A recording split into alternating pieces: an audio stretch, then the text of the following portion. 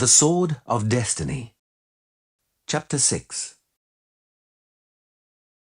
Eithne's tree was naturally an oak, but it was actually 3 oaks fused together, still green, not betraying any signs of age, although Geralt reckoned they were at least 300 years old.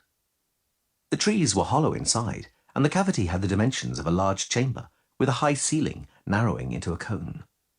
The interior was lit by a cresset which did not smoke, and it had been modestly, but not crudely, transformed into comfortable living quarters. Eithne was kneeling inside on something like a fibrous mat. Ciri sat cross-legged before her, erect and motionless, as though petrified. She had been bathed and cured of her cold, and her huge emerald eyes were wide open. The Witcher noticed that her little face, now that the dirt and the grimace of a spiteful little devil had vanished from it, was quite pretty. Eithne was combing the little girl's long hair, slowly and tenderly. "Enter, Gwynblythe. Be seated." He sat down, after first ceremonially going down on one knee. "Are you rested?" the Dryad asked, not looking at him and continuing to comb. "When can you embark on your return journey? What would you say to tomorrow morn?" "When you give the order," he said coldly. "O Lady of Brokilon, one word from you will suffice for me to stop vexing you with my presence in Duincanel." "Geralt." Eithne slowly turned her head. "Do not misunderstand me. I know and respect you. I know you have never harmed a dryad, rusalka, sylph or nymph. Quite the opposite. You have been known to act in their defense, to save their lives. But that changes nothing. Too much divides us. We belong to different worlds. I neither want nor am able to make exceptions for anybody. I shall not ask if you understand, for I know it is thus. I ask whether you accept it." "What does it change?" "Nothing, but I want to know." "I do," he confirmed. "But what about her? What about Ciri? She also belongs to another world." Ciri glanced at him timidly, and then upwards at the Dryad. Eithne smiled. "But not for long," she said. "Eithne, please, first think it over." "What for?" "Give her to me. Let her return with me to the world she belongs to." "No, white wolf." The Dryad plunged the comb into the little girl's mousy hair again. "I shall not. You, of all people, ought to understand." "Me?" "Yes, you. Certain tidings from the world, even rich Brokilon. Tidings about a certain witcher, who, for services rendered, occasionally demanded curious vows. You will give me what you do not expect to find at home. You will give me what you already have, but about which you do not know. Does that sound familiar? After all, for some time, you witches have been trying in this way to direct fate. You have been seeking boys designated by fate to be your successors, wishing to protect yourself from extinction and oblivion, from nihilism. Why then are you surprised at me? I care for the fate of the Dryads. Surely that is just. A young human girl for each Dryad killed by humans. "By keeping her here, you will arouse hostility and the desire for vengeance, Eithne. You will arouse a consuming hatred." "Human hatred is nothing new to me. No, Geralt, I shall not give her up, particularly since she is hale. That has been uncommon recently." "Uncommon?" The Dryad fixed her huge silver eyes on him. "They abandon sick little girls with me. Diphtheria, scarlet fever, croup, recently even smallpox. They think we are not immune, that the epidemic will annihilate or at least decimate us. We disappoint them, Geralt. We have something more than immunity. Brokilon cares for its children. She fell silent, leaning over, carefully combing out a lock of Ciri's tangled hair, using her other hand to help. May I, The Witcher cleared his throat. turn to the petition with which King Venzlav sent me? Is it not a waste of time? Eithne lifted her head. Why bother? I know perfectly well what King Venzlav wants. For that, I do not need prophetic gifts at all. He wants me to give him Brokilon, probably as far as the river Vda, which, I gather, he considers, or would like to consider, the natural border between Brugge and Verden. In exchange, I presume, he is offering me a small and untamed corner of the forest, and probably gives his kingly word and offers kingly protection that small, untamed corner, that scrap of forest, will belong to me forever and ever, and that no one will dare to disturb the dryads there, that the dryads there will be able to live in peace. So what, Geralt? Venzlav would like to put an end to the war over Brokilon, which has lasted 2 centuries.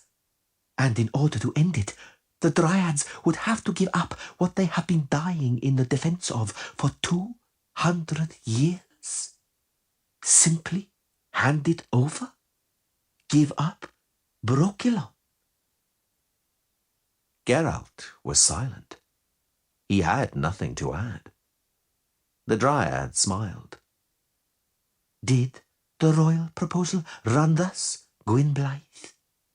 Or perhaps it was more blunt, saying, "Don't put on airs, you sylvan monster, beast of the wilderness, relict of the past. But listen to what I, King Venzlav, want.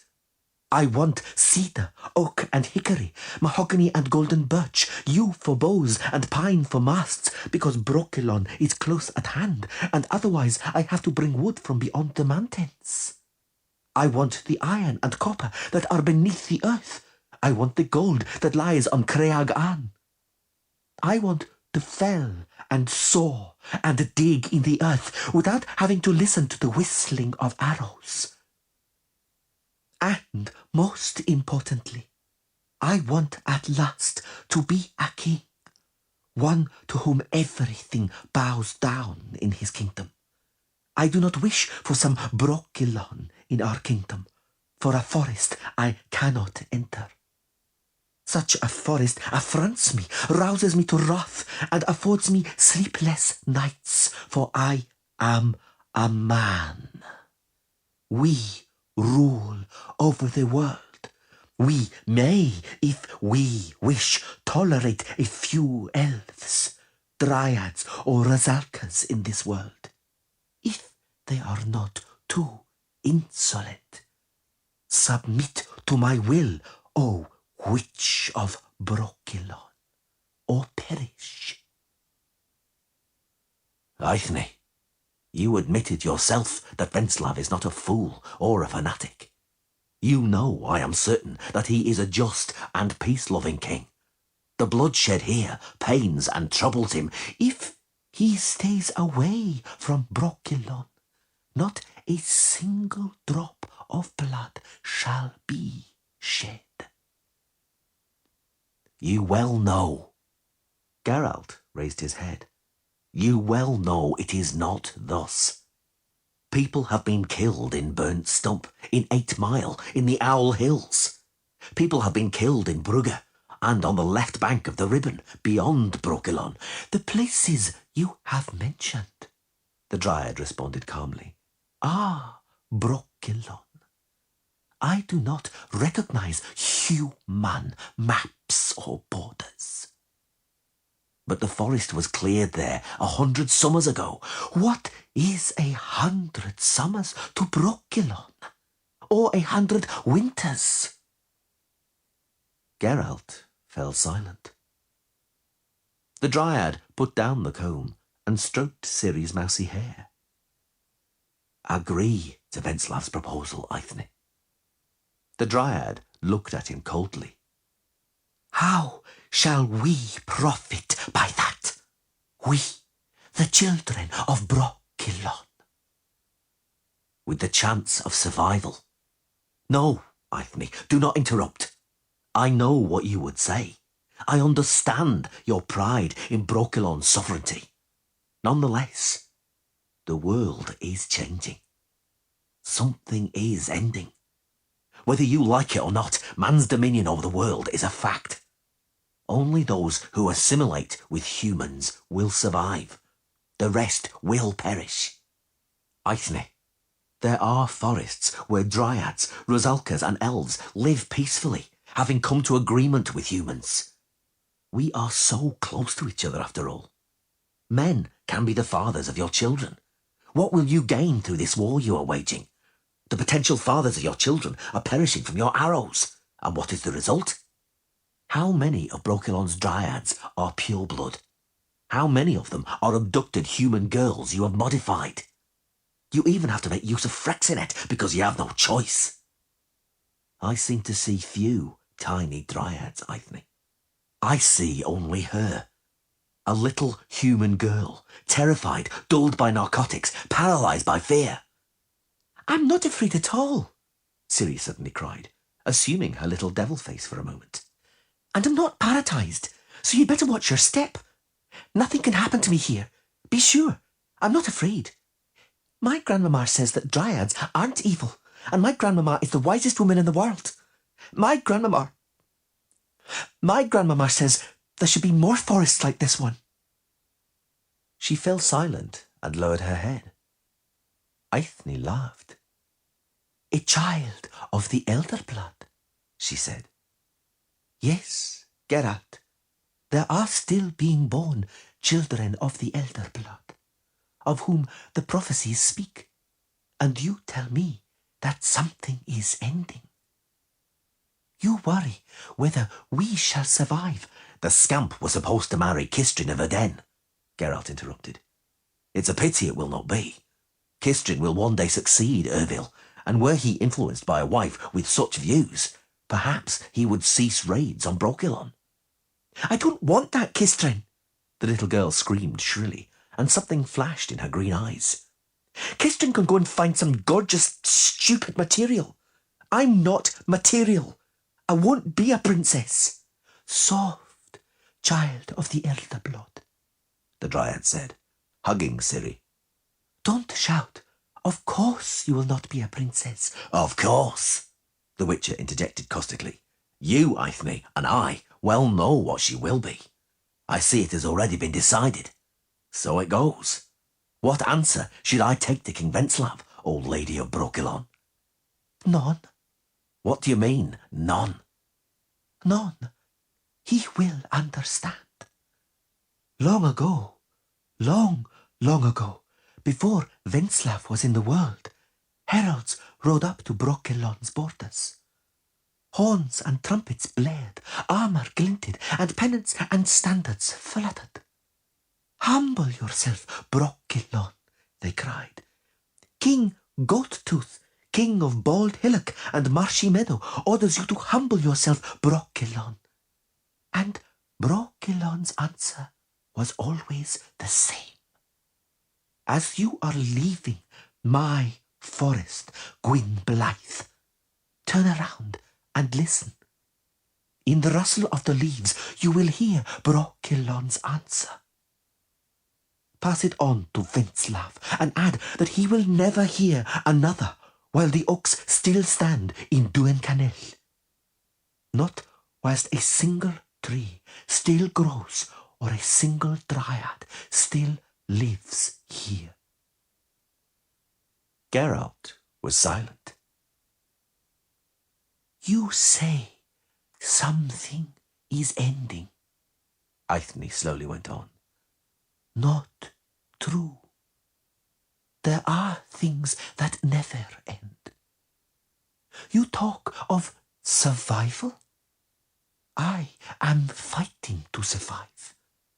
Brokilon endures thanks to my fight, for trees live longer than men, as long as they are protected from your axes.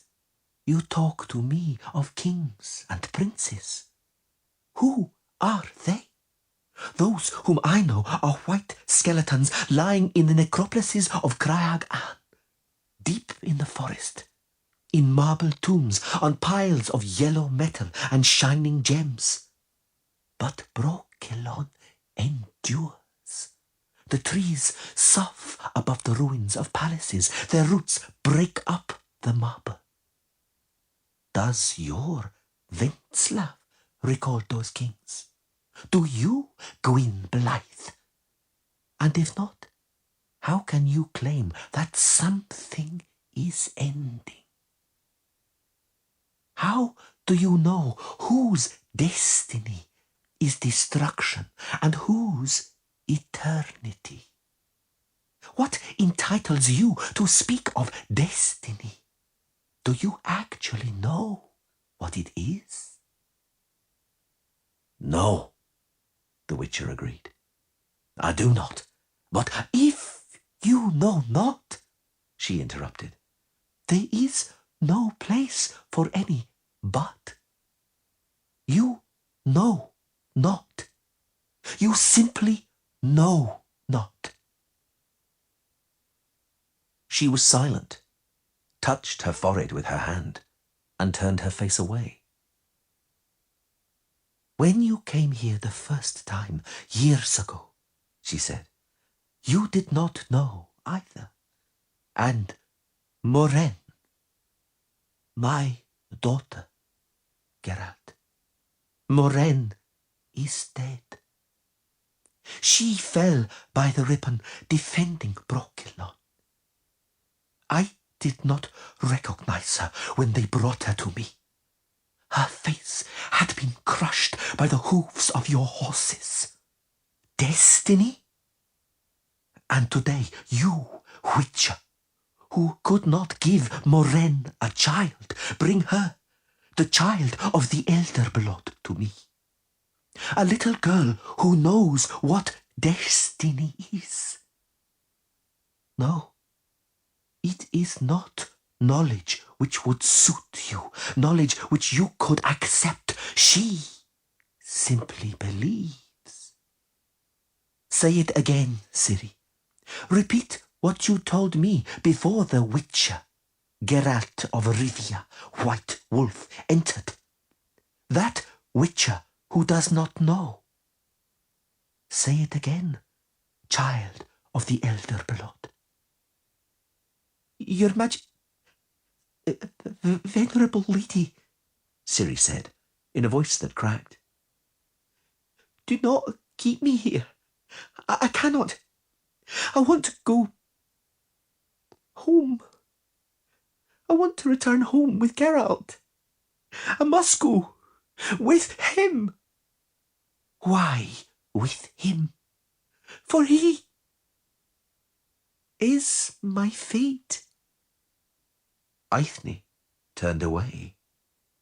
She was very pale. What do you say to that, Geralt? He did not reply. Eithne clapped her hands. Brienne entered the oak tree, emerging like a ghost from the night outside, holding a large silver goblet in both hands. The medallion around the witch's neck began vibrating rapidly and rhythmically.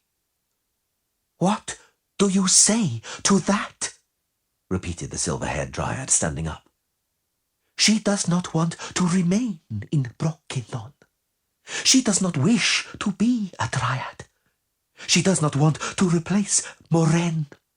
She wants to leave, walk away from her fate. Is that right, child of the elder blood? Is that what you actually want? Ciri nodded her bowed head. Her shoulders were trembling. The Witcher had had enough. Why are you bullying the child, Eithne? We both know you will soon give her the water of Brokilon, and what she wants will cease to mean anything. Why are you doing this? Why are you doing it in my presence? I want to show you what destiny is. I want to prove to you that nothing is ending, that everything is only beginning. No, Eithne, he said, standing up. I'm sorry if I'm spoiling this display for you, but I have no intention of watching it. You have gone too far, Lady of Brokilon, desirous to stress the chasm dividing us. You, the elder folk, like to say that hatred is alien to you, that it is a feeling known only to humans, but it is not true. You know what hatred is and are capable of hating. You merely evince it a little differently, more wisely and less savagely, but because of that, it may be more cruel. I accept your hatred, Eithne, on behalf of all humankind. I deserve it. I am sorry about Morhen. The Dryad did not respond. And that is precisely Brokilon's answer, which I am to communicate to Venzlav of Brugger, isn't it? A warning and a challenge. Clear proof of the hatred and power slumbering among these trees. By whose will? A human child will soon drink poison which will destroy its memory, taking it from the arms of another human child whose psyche and memory have already been annihilated. And that answer is to be carried to Venzlav by a witcher who knows and feels affection for both children. The witcher who is guilty of your daughter's death. Very well, Eithne. Let it be in accordance with your will. Venzlav will hear your answer, will hear my voice, will see my eyes and read everything in them.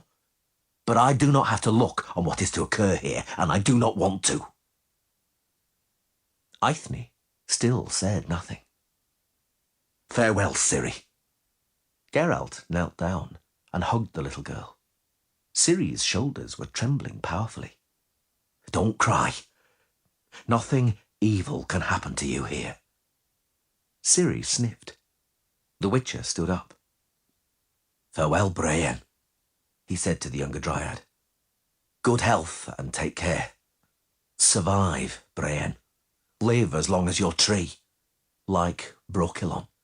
And one more thing. Yes, Gwyn Blythe? Brienne lifted her head, and something wet glistened in her eyes. It is easy to kill with a bow, girl. How easy it is to release the bowstring and think, it is not I, it is the arrow. The blood of that boy is not on my hands. The arrow killed him, not I. But the arrow does not dream anything in the night. May you dream nothing in the night either, blue-eyed Dryad. Farewell, Brienne. Mona, Brienne said indistinctly. The goblet she was holding shuddered, and the transparent liquid filling it rippled. What? Mona, she wailed. I am Mona. Lady Eithne, Enough of this, Eithne said sharply. Enough. Control yourself, Brienne. Geralt laughed dryly. There you have your destiny, Lady of the Forest. I respect your doggedness and your fight, but I know that soon you will be fighting alone. The last Dryad of Brokilon, sending Dryads who nonetheless still remember their real names to their deaths. In spite of everything, I wish you fortune, Eithne. Farewell. Geralt, Ciri whispered, still sitting motionless, with her head lowered. Don't leave me, all by myself. White wolf, Eithne said, embracing the little girl's hunched back. Did you have to wait until she asked you? Not to abandon her? To remain with her until the end? Why do you wish to abandon her at this moment? To leave her all alone? Where do you wish to flee to, Gwyn Blythe? And from what? Ciri's head slumped further down, but she did not cry. Until the end, the Witcher said, nodding. Very well, Ciri. You will not be alone. I will be with you. Do not fear anything. Eithne took the goblet from Brienne's trembling hands and raised it up. Can you read old runes, White Wolf? Yes, I can. Read what is engraved on the goblet. It is from Crag Ann. It was drunk from by kings whom no one now remembers. Duethenan aif kiran kairme glaidiv inaesith? Do you know what that means? The sword of destiny has two blades. You are one of them. Stand up, child of the elder blood. The Dryad's voice clanged like steel in an order which could not be defied, a will which had to be yielded to. Drink. It is the water of Brokilon. Geralt bit his lips and stared at Eithne's silver eyes. He did not look at Ciri, who was slowly bringing her lips to the edge of the goblet. He had seen it before, once, long ago.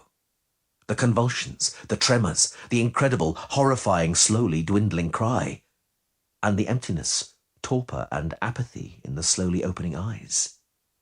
He had seen it before. Ciri drank. A tear rolled slowly down Brienne's unmoving face. That will do.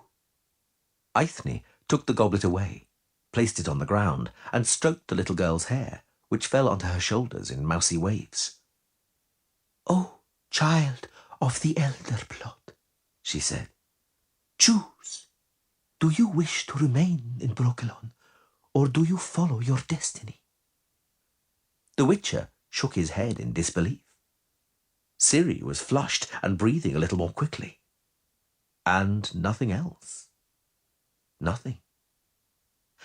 "I wish to follow my destiny," she said brightly, looking the Dryad in the eyes. "Then let it be," Eithne said, coldly and tersely. Brienne sighed aloud. "I wish to be alone," Eithne said, turning her back on them. "Please leave." Brienne took hold of Ciri and touched Geralt's arm, but the Witcher pushed her arm away. "Thank you, Eithne," he said. The Dryad slowly turned to face him. "What are you thanking me for?" "For destiny," he smiled. "For your decision. For that was not the water of Brokilon, was it? It was Ciri's destiny to return home, but you, Eithne, played the role of destiny. And for that I thank you." "How little you know of destiny," the Dryad said bitterly. "How little you know, Witcher. How little you see. How little you understand. You thank me. You thank me for the role I have played? For a vulgar spectacle? For a trick, a deception, a hoax? For the sword of destiny being made, as you judge, of wood dipped in gold paint? Then go further. Do not thank, but expose me. Have it your own way. Prove that the arguments are in your favour. Fling your truth in my face. Show me the triumph of sober human truth, thanks to which, in your opinion, you gain mastery of the world. This is the water of Brokilon. A little still remains. Dare you, O conqueror of the world? Geralt, although annoyed by her words, hesitated, but only for a moment. The water of Brokilon, even if it were authentic, would have no effect on him. He was completely immune to the toxic hallucinogenic tannins. But there was no way it could have been the water of Brokilon. Ciri had drunk it, and nothing had happened. He reached for the goblet with both hands and looked into the Dryad's silver eyes. The ground rushed from under his feet all at once and hurled him on his back. The powerful oak tree whirled around and shook. He fumbled all around himself with his numb arms and opened his eyes with difficulty. It was as though he were throwing off a marble tombstone. He saw above him Brienne's tiny face, and beyond her, Eithne's eyes shining like quicksilver. And other eyes, as green as emeralds. No, brighter, like spring grass. The medallion around his neck was quivering, vibrating. "Gwyn Blythe," he heard. "Watch carefully. No, closing your eyes will not help you at all. Look at your destiny. Do you remember?" A sudden explosion of light rending a curtain of smoke. Huge candelabras, heavy with candles, dripping garlands of wax. Stone walls, a steep staircase. Descending the staircase, a green-eyed, mousy-haired girl in a small circlet with an intricately carved gemstone, in a silver-blue gown, with a train held up by a page in a short scarlet jacket. Do you remember? His own voice, speaking. I shall return in 6 years. A bower, warmth, the scent of flowers, the intense, monotonous hum of bees. He alone on his knees, giving a rose to a woman with mousy locks spilling from beneath a narrow gold band. Rings set with emeralds, large green cabochons on the fingers, taking the rose from his hand. "Return here," the woman said. "Return here should you change your mind. Your destiny will be waiting." I shall never return here, he thought. I never went back there. I never returned to. Whither? Mousy hair, green eyes. His voice again in the darkness, in a gloom in which everything was engulfed. There are only fires all the way to the horizon. A cloud of sparks in the purple smoke. Beltane, May Day Eve. Dark violet eyes, shining in a pale triangular face, veiled by a black, rippling shock of curls, look out from the clouds of smoke. Yennefer. Too little. The apparition's thin lips suddenly twist. A tear rolls down the pale cheek, quickly, quicker and quicker, like a drop of wax down a candle. Too little. Something more is needed. Yennefer. Nothingness for nothingness, the apparition says in Eithne's voice. The nothingness and void in you, conqueror of the world, who is unable even to win the woman he loves, who walks away and flees when his destiny is within reach. The sword of destiny has 2 blades. You are one of them, but what is the other, white wolf? There is no destiny. His own voice. There is none. None. It does not exist. The only thing that everyone is destined for is death.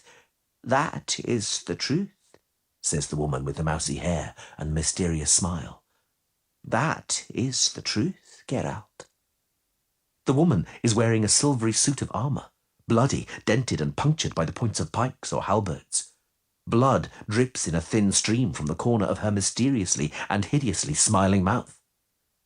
You sneer at destiny, she says, still smiling. You sneer at it, trifle with it. The sword of destiny has 2 blades. You are one of them. Is the second death? But it is we who die. Die because of you.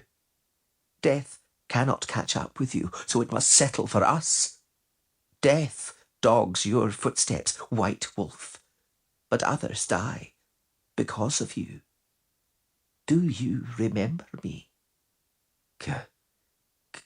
Calanthe. You can save him. The voice of Eithne from behind the curtain of smoke.